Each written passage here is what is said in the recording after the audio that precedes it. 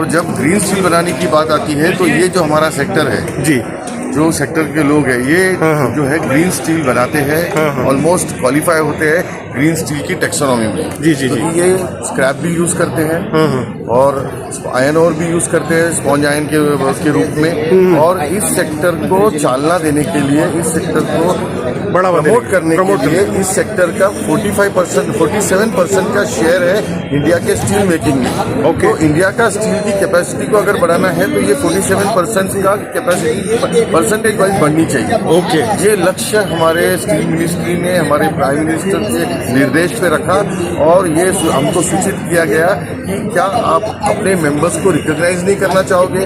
तो इस टाइप का जो शिविर और कॉन्फ्रेंस हो रहा है इसमें यही सबसे मुख्य है कि इस लोग 47% ऑफ द स्टील मेकिंग को कंट्रीब्यूट करते हैं, इनको हम रिकॉग्नाइज करें, इनको प्रमोट करें, इनको ग्रीन स्टील बनाने के लिए सब्सिडी दें। मुझे बताते हुए बहुत खुशी होती है कि 5,000 करोड़ रुपए की इंसेंटिव स्कीम ग्रीन स्टील बनाने के लिए रखी गई है और उसका 80 से 90% यूटिलाइजेशन सेकेंडरी स्टील जिसको कहा जाता है, जो आईफा रिप्रेजेंट करती है, ऐसे स्टील मैन्युफैक्चरर्स को देने की बात हमारी गवर्नमेंट ने की है। सर, ये आज का जो इवेंट हो रहा है इसके पीछे ट्रम्प टैरिफ और कार्बन उत्सर्जन पर बैन लगाएंगे, मतलब टैक्स लगाएंगे वो लोग, इसके प्रेशर कितना बहुत बड़ा चिंता का विषय है।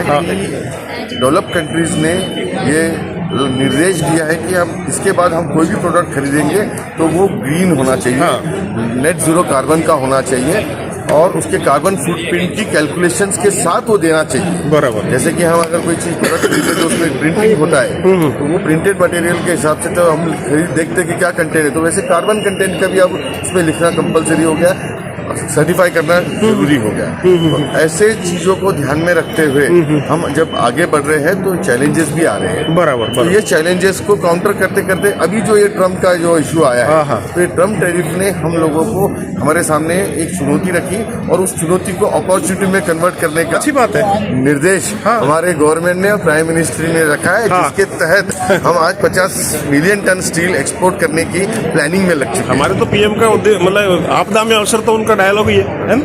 अच्छा सर, शॉर्ट में अगर last question, take aways, what is the take aways of this event today? 2-3-4 points में। Take away is only one, the level playing field for all the steel sector, all the steel manufacturer, based on the BIS standard, based on the green taxonomy.